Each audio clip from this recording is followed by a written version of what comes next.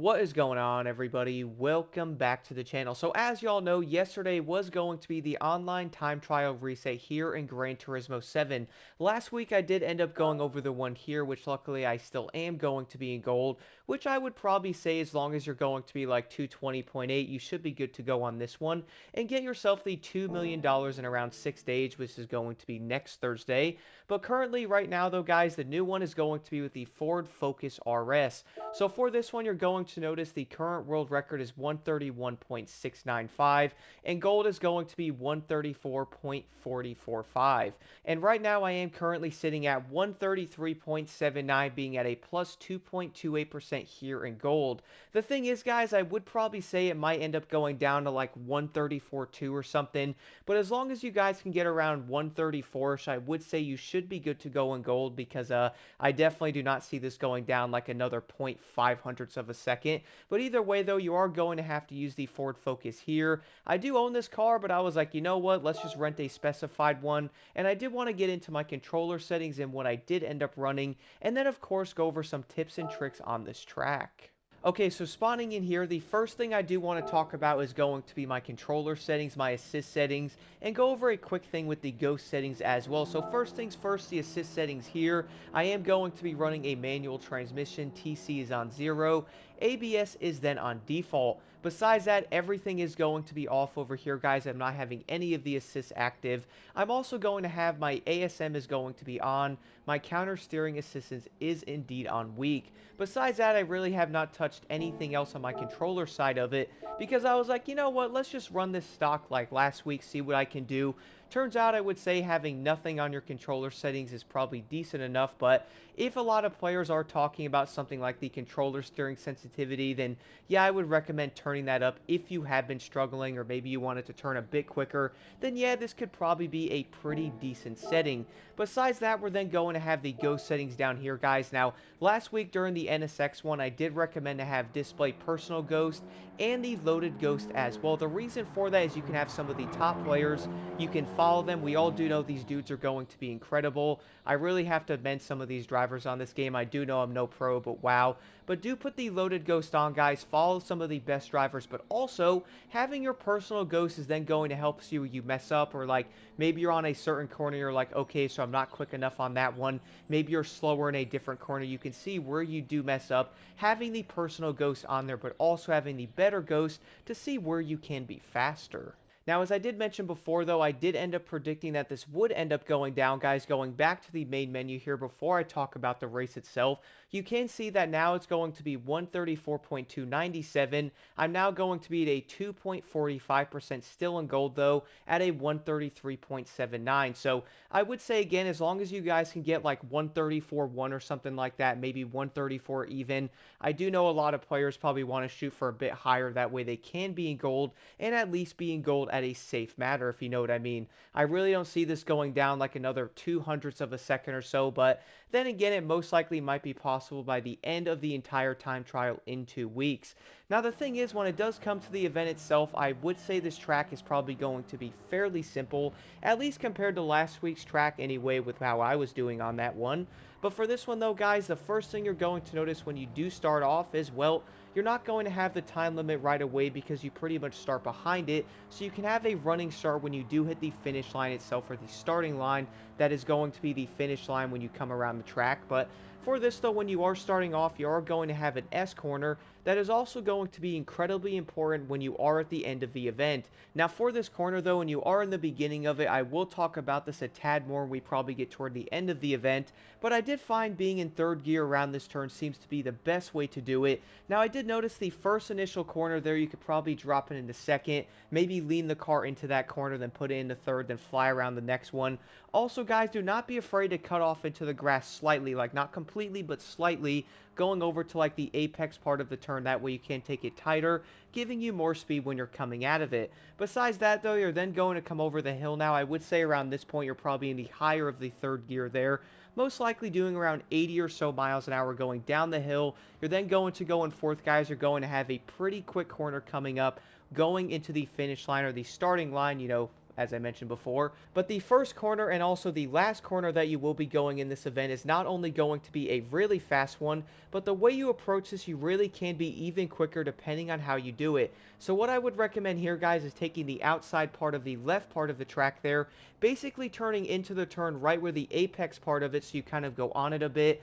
That way you can basically almost full throttle around the corner in fourth gear, basically going right into fifth gear. Now, I would say you're probably going to be redlining it like maybe 113, maybe 114 miles an hour, but you can push this car all the way to like 118, which I would recommend doing, at least on the straightaway. That way you can pretty much accelerate into fifth and, keep going, probably hitting around 130 plus miles an hour before you get to the next corner. Now, for the first corner you will end up encountering in this event, or at least the real one when your time is going to count, I would say this corner is probably going to give a lot of players issues. The reason why I do say that is you can actually get around this turn perfectly, but there is a few things you will have to do in order to do that.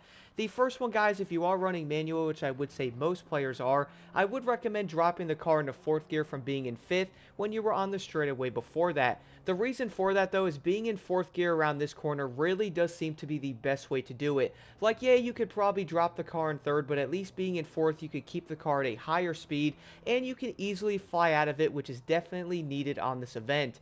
For this, guys, you're probably going to be able to get around this turn, if done right, at around maybe 90, 93 miles an hour. Probably like 88 to 92 is what I was aiming for when I was doing it. The biggest reason why I feel like this turn is going to give people issues is because you might want to race toward it, slam your brakes, go around it.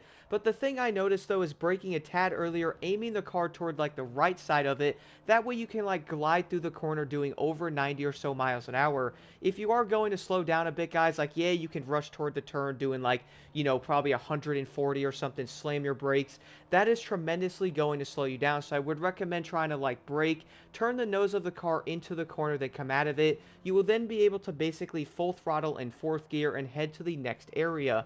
The next one you're then going to find is going to be a pretty sharp corner. You can actually cut it a bit, but not too much though, because if you barely touch the grass, I notice you fail, like you get a penalty. So do be careful on this one, guys. I notice being in third gear seems to be the best way.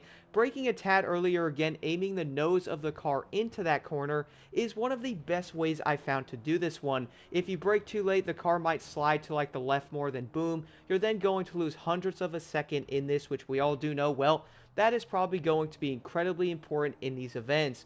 We're then going to have a pretty fast like S type of section. For this, I would basically recommend to, well, stay in fourth gear, stay on like the sides of the apex, go around it. You can kind of go on the grass a bit, I noticed that, but don't do it too much because, you'll end up getting penalized. The next corner, though, I would then recommend going back down into third from being in fourth gear, pretty much hugging the left side, then going onto the right. You can ride the side of the track there a bit.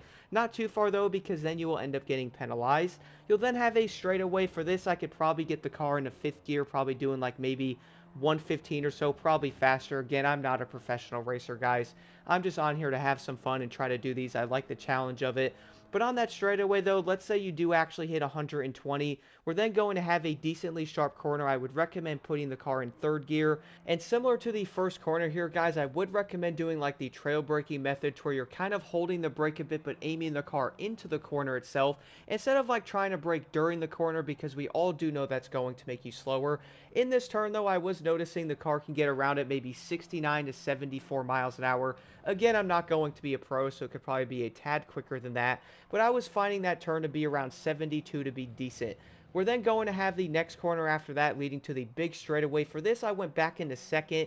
To be honest, when I was looking back at these clips, though, and pretty much going over the track a bit, I was like, you know what, maybe you could stay in third gear around that corner, but then again, will I give you enough power coming out of it? I feel like I slowed down enough because this turn is pretty dang tight. The thing is, though, around this corner, I was kind of mixed, being in second gear, taking the turn a tad tighter to the right of it, and then trying to fly out of the corner with even more speed. I was thinking, though, if you take it at the right angle, maybe shift it down into second during the turn, and then go into third, basically coming out of it, might be a better method. Instead of slamming the gas down in second and trying to shift it, I feel like both ways might work, but obviously one might be a tad quicker there.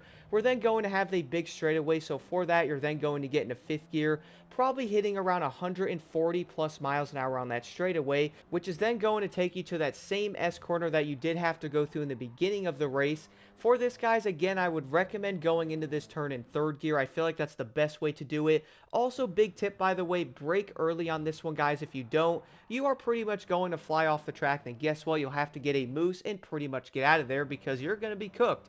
I would know because I kind of did this a few times. I would go way too quick. I'm like, oh, let me brake a tad later. Guess what? Flew off the track, or I was way too late on that turn, and I basically had to restart. So brake a tad earlier, going around this turn probably at around 56 to 59 miles an hour in third gear seems to be pretty dang good. You can also go on like the apex part of the turn slightly kind of like in the grass, but not too far into it. That way you can kind of cut the turn just a tad tighter. Again, I would recommend if you are struggling, put the car into second gear, then go into third in that turn. That way you can like aim the car into it.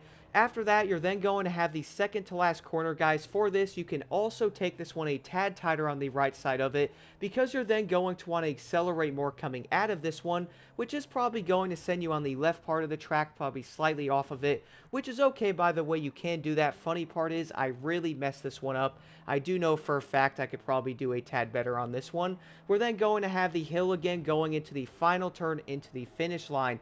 And then once again, though, you will be on the final turn on this track, which I would recommend, guys. Hitting this at the right angle is so dang important. The reason for that, though, is if you do this right, you can definitely do around 115 miles an hour going into the final part of that to hit the finish line. Right there, guys, if you go around that turn quick enough, which is insane about this game, you can legit shave off time on every corner by a little bit if you're a tad better on it, even going by 3 to 4 miles an hour. But if you guys have any questions at all, do let me know in the comments below. Here's the gold run I got at a minute 33.79 seconds, being at around a plus 2.45% in gold. And y'all know the best part about this run is simply down to the fact that it wasn't even perfect.